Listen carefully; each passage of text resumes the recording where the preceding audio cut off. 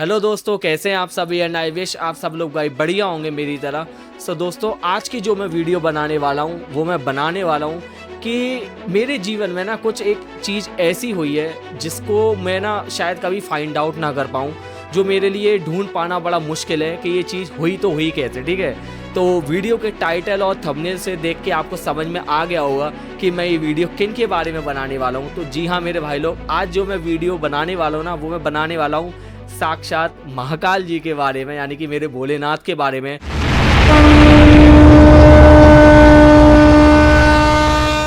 और जो मेरे जीवन में जो हुआ है ना उसकी कहानी मैं आपको जरूर बता के रहूंगा। आपको सुननी चाहिए कि मैं किस चीज के बारे में बात कर रहा हूँ, किस चीज के बारे में नहीं बात कर रहा। ठीक है, तो थोड़ा सा ध्यान से सुनना और सुनते हुए चलना भाई मेरी बात को। ठीक है, तो सबसे पहले जो लोग नहीं जानते, मैं मथुरा का रहने वाला हूँ। और बहुत प्रिसाइज बताऊं तो मैं मथुरा में बिरला मंदिर पर रहने वाला हूँ। अगर कोई बंदा मथुरा आता जाता रहता है ना तो शायद किसी को पता होगा कि बिरला मंदिर कहाँ पर पड़ता है। ठीक है, तो मैं करेक्ट बिरला मंदिर पर रहने वाला हूँ। और आज मैं एक भगवान दुआ से, इन्हीं की कृपा से और अपने नारायण प्रभु की कृपा से, अपने हनुमान जी की कृपा से मैं सभी देवी देवताओं का मैं धन्यवाद देना चाहता हूँ, जो मैं आज एक मतलब उन्हीं की सभी की कृपा से मैं एक अच्छी जॉब पर हूँ। लेकिन बताना मुझे आपको ये है कि दोस्तों हुआ क्या करता था कि जैसे मैं अपने घर से निकलता था, ठीक है, अपने घर से जब भी निकलता था तो जो बिरला मंदिर है ना वहाँ पर जो श्री कृष्ण जी की जो मूर्ति है, मैं उनको नमस्कार करके निकल जाया करता था। यानी कि मैं अपने घर से निकला, उनको दंडौत किया, उनके आगे हाथ जोड़े और मैं वहाँ से अपने जहाँ मुझे जाना होता था वहाँ मैं चला गया। ठीक है, मजे की बात दोस्तों ये है कि जिस बिरला मंदिर की जो मूर्ति है श्री कृष्ण जी की, उनके सामने जिनके मैं हाथ जोड़ता हूँ, उसी बिरला मंदिर के जस्ट अपोजिट एक बिरला मंदिर धर्मशाला है जहाँ शादियां होती हैं। ठीक है, लेकिन उसी धर्मशाला में ना एक शिव जी का छोटा सा मंदिर भी है।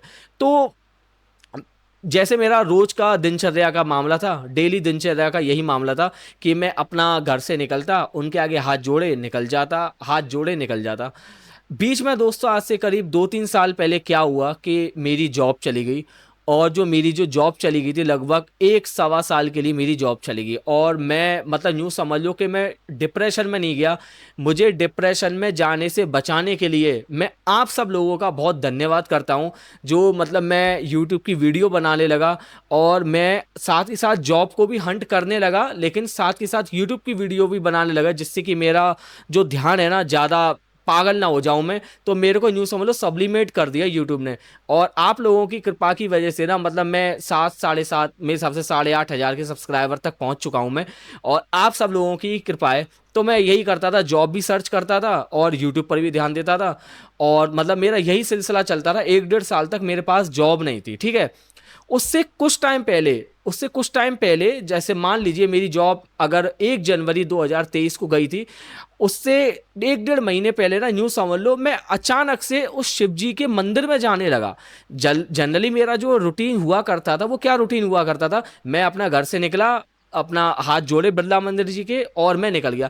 लेकिन पता नहीं अचानक मुझे क्या हुआ, मैं अचानक से शिव जी के मंदिर में जाने लगा। हाँ, पहले हाथ वहां जोड़ता था, फिर मैं उस सामने वाली जो अपोजिट जो धर्मशाला है, जहाँ शिव जी का मंदिर है, मैं वहां जाने लगा। ऑल ऑफ सडन जाने लगा, मेरे को किसी ने कहा नहीं, मेरे को कोई सपने नहीं आए, कुछ भी नहीं हुआ, मैं अचानक से वहां जाने लगा। और दोस्तों मैं जाने लगा ना, फिर मैं ऐसा जाने लगा कि मैं जाता ही रह गया और मैं आज भी जाता हूँ। तो हुआ क्या दोस्तों, मतलब जब मैं उनके पास जाने लगा तो उनके ऊपर जल तो उस टाइम पर मैं नहीं चढ़ा था, लेकिन मैं हाथ जोड़ के आता था। तो मैं जब भी जाता था ना मैं उनसे, तो मैं बस उनसे यही कहता था, ये मेरे भोलेनाथ मेरे को जॉब दिला दो बस कैसे भी करके। मैं बड़ा परेशान हूँ और सीरियसली मैं इतना परेशान था, इतना परेशान था। अब आपको मैं एक बात कहना चाहूँगा, वो ये उन्होंने मुझे जॉब दिलाई एक अलग बात है, लेकिन उन्होंने मेरी मेहनत पर जॉब दिलाई। मैं डेली डेली उठ के जो मेरे से हर संभव प्रयास हुआ करते थे वो मैं सारे काम करता था, सारे काम करता था। नौकरी.com, औकरी.com, जितने भी .com हुआ करते थे मैं सब जगह अप्लाई करता, नौकरी की तलाश में लग जाता।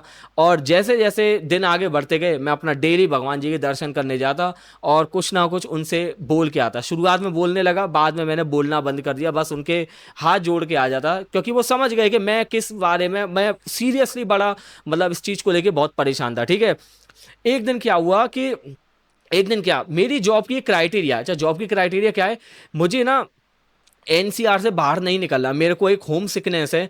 मैं ज़्यादा दिनों तक अपने जो घर है, जहाँ पर मेरा बर्थ प्लेस है मथुरा, मैं इससे है ना ज़्यादा दूर अपने घर से बाहर नहीं रह सकता था। तो जो जॉब देख रहा था ना मैं भाई लोग, वो मैं जॉब देख रहा था दिल्ली एनसीआर में ही, कि मुझे जॉब मिले तो यहीं मिले, इसके बाहर कहीं ना मिले, क्योंकि मुझे नहीं जाना बाहर। जब मुझे ये दिख गया कि भाई मुझे जॉब बिल्कुल भी यहाँ नहीं मिल रही है, फिर मैंने पता है हैदराबाद, पुणे, मुंबई यहाँ की तरफ हाथ पैर मारने शुरू कर दी। यानी कि मैं अपने कंफर्ट जोन से बाहर निकल के अब जॉब देखने लगा। मैं सीरियसली जब मैं इस स्टेप पर बढ़ रहा ना, मेरा बड़ा दिमाग खराब कि मुझे अब अपना घर छोड़ना पड़ेगा, और मैं सीरियसली बड़ा परेशान था। तो जब मैं इस तरीके जब मैं चीज़ें करने लगा, जब मैं हैदराबाद, पुणे और मुंबई यहाँ पर भी मैं अपना जॉब हंटिंग का मैं तलाश करने लग गया, अचानक से मेरे को कॉल आता है। जैसे ही मैंने बाहर निकलने की सोची, अचानक से मुझे कॉल आता है एक जॉब का। और दोस्तों फाइनली बड़ी एक अजीब बात है, मेरा उस जॉब में सिलेक्शन हो गया।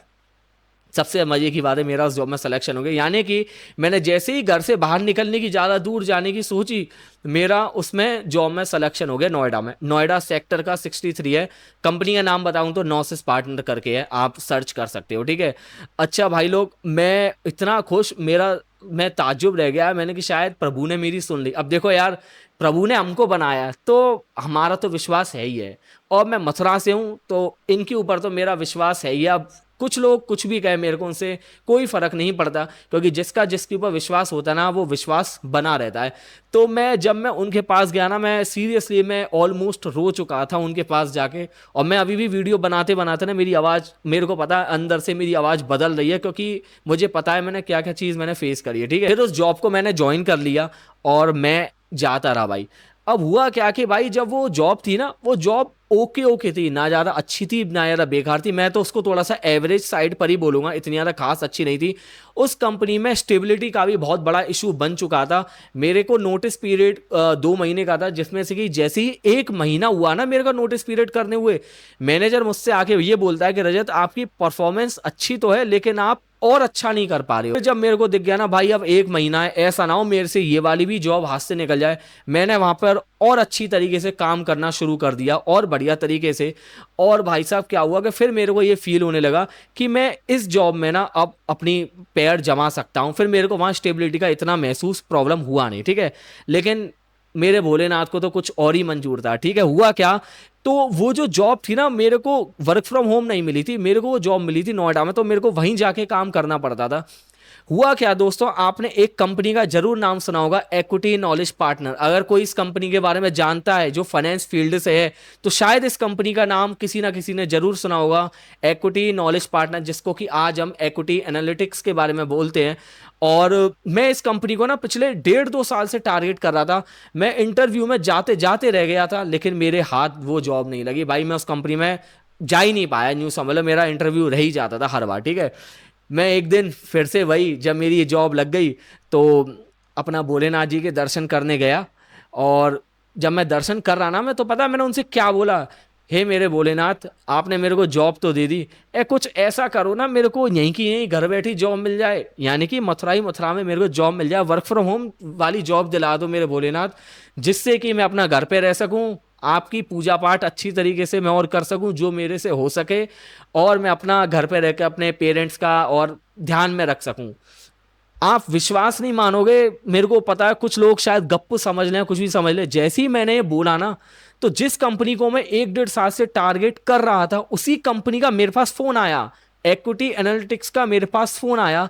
यू विल नॉट बिलीव, जहां मैंने पिछले 1-1.5 साल, और हाँ आपको एक बात बताना भूलिया, पिछले 1-1.5 साल में मैंने उस कंपनी में ना 2 इंटरव्यू दिए थे, वो दोनों मैं पूरी जोर तक का लगा लिया, मतलब मैंने अपना जोर लगा लिया, मैं उस इंटरव्यू को क्रैक नहीं कर पाया किसी ना किसी रीजन से, कह दो समय खराब था या कुछ भी कह लो।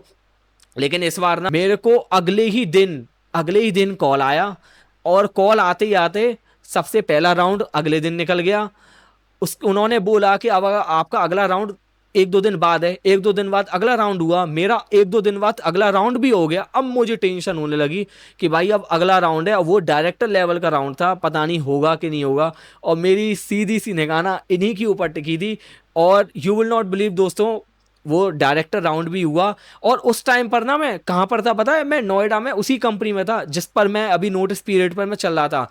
मुझे पता पड़ा कि वो जो राउंड है ना उसी दिन होने वाला है। मैं जैसे तैसे करके टाइम निकाल के वहाँ पर बाजू में मेरे हिसाब से हल्दीराम या मैकडोनाल्ड है, मैं वहाँ पर गया। वहाँ पर मैंने अपना माइक वाइक लगा के फ़ोन वोन निकाल के अपना मैंने वहाँ पर इंटरव्यू दिया। और उसके अगले दिन भाई मेरा सिलेक्शन हो गया। मतलब ये कुछ चीज़ें ऐसी हुई हैं ना, मतलब मैं बता नहीं सकता आपको, सच बता रहा हूँ मैं।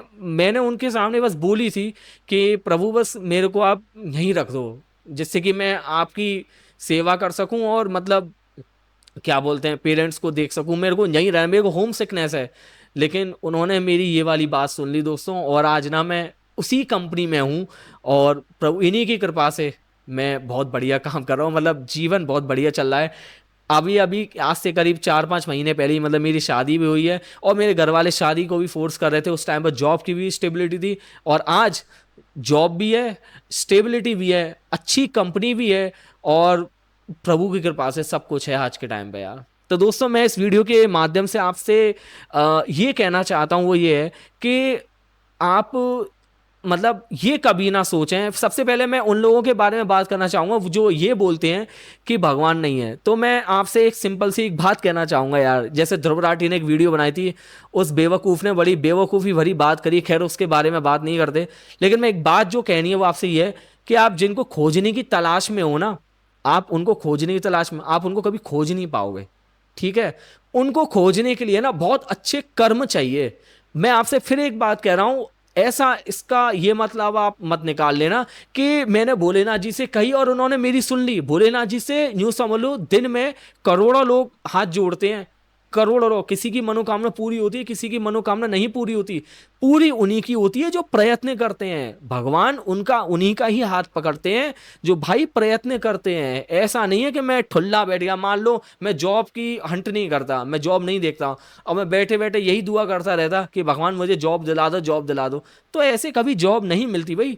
जितना तुम हाथ पैर मारोगे ना, शायद फिर आपसे ज्यादा कोई और हाथ पैर मार लेगा। यानी मैं भगवान जी की ही बात कर रहा हूं। अगर आप 90% हाथ पैर मारोगे ना, तो 100% हाथ पैर तो वो भी मार देंगे आपके लिए। मोरल ऑफ द स्टोरी मेरा आपसे ये कि हमेशा अपने कर्म पे ध्यान दो, किसी से बुरा भला मत बोलो, हमेशा हर किसी की मदद करने को तैयार रहो। जो जीवन में जो लिखा है वो तो खैर होगा ही, आपके यही कर्म कोई ना कोई देख रहा है। मेरा एक बहुत फेमस डायलॉग है जो मैंने खुद का बनाया है, समवन इज वॉचिंग एवरीथिंग। इस बात का आप ध्यान रख लेना। अगर कोई आदमी नहीं देख रहा है ना, तो वो तो जरूर देख रहे हैं, और वो कहीं ना कहीं भाई निकल के ही आते हैं। तो उस दिन से ना मेरा इनके ऊपर ऐसा आंख फोड़ के ट्रस्ट है। मतलब मेरे को ना अब लाइफ के बारे में इतनी ज़्यादा चिंता नहीं होती है। मैं बहुत प्रभु की कृपा से बहुत खुश रहता हूँ यार, अपना काम करता रहता हूँ। किसी की जरूरत लगी, किसी दोस्त या किसी की मदद करने वाले की, मैं मदद भी कर देता हूँ। रोड पर भी मैं जाता हूँ ना, अगर मुझे कोई मिलता भी है, कोई मेरे से मांगने वाला है, मैं उसको दे भी देता हूँ भाई। मैं कभी मना नहीं करता, मैं उसको दे भी देता हूँ। सीरियसली मैं बहुत मस्त दिल का आदमी हूँ। लेकिन ऐसा सब चीज़ें होने के लिए ना आपको चीज़ें भाई करनी पड़ेंगी यार, ठीक है। और जो लोग ये इस भगवान के नाम पर जो बहस करते हैं कि भगवान है कि नहीं है, जैसे आचार्य प्रशांत का और ध्रुव राठी के ऊपर एक मतलब इन दोनों की कॉन्वर्जेशन का वीडियो है कि भगवान है कि नहीं, ऐसे बहुत सारे लोगों का वीडियो है कि भगवान है कि नहीं। तो मैं उन लोगों से एक ही बात कहना चाहूंगा, मेरे भाई लोग, इस पर वीडियो बनाना बंद कर दो, क्योंकि आप कुछ निष्कर्ष नहीं निकाल पाओगे। मैं आपको सच बता रहा हूं, इस चीज का निष्कर्ष निकालने के लिए वही आदमी निकाल सकता है, इसके कर्म अच्छे हो ना, दिल से अच्छा हो, वही निकाल सकता है। मैं ये नहीं कह रहा मैं हूं, मैं बहुत पीछे हूं भाई, मेरी औकात में नहीं है मैं उनको देख भी पाऊं या कोई, या मतलब बहुत सारे लोग। बस मैं आपसे यही कहना चाहूंगा, इन सब चीज़ों के ऊपर इतना भी वीडियो मत बनाओ, क्योंकि हम इन सब चीज़ों को बस शायद ही महसूस कर पाएं, लेकिन हम महसूस कर भी ना पाएं, ठीक है। तो बस मेरा इस वीडियो को बनाने का मकसद बस यही था कि एक अच्छे कर्म करो, प्रभु पर कृपा रखो, हरि का नाम लो, महादेव जी का नाम लो, बजरंगबली का नाम लो, बस इनका सबका नाम लेके एक अच्छे कर्म के साथ अगर आप चलते चलोगे, तो मैं उम्मीद करता हूँ आपका जीवन बहुत बढ़िया चलेगा, ठीक है। इस वीडियो में मुझे आपको बस यही चीज़ें शेयर करनी थी, मुझे लगा शेयर करने लायक है, तो मैंने आपसे ये चीज़ें शेयर कर। तो दोस्तों मिलते हैं किसी अन्य वीडियो में, जब तक के लिए बाय बाय।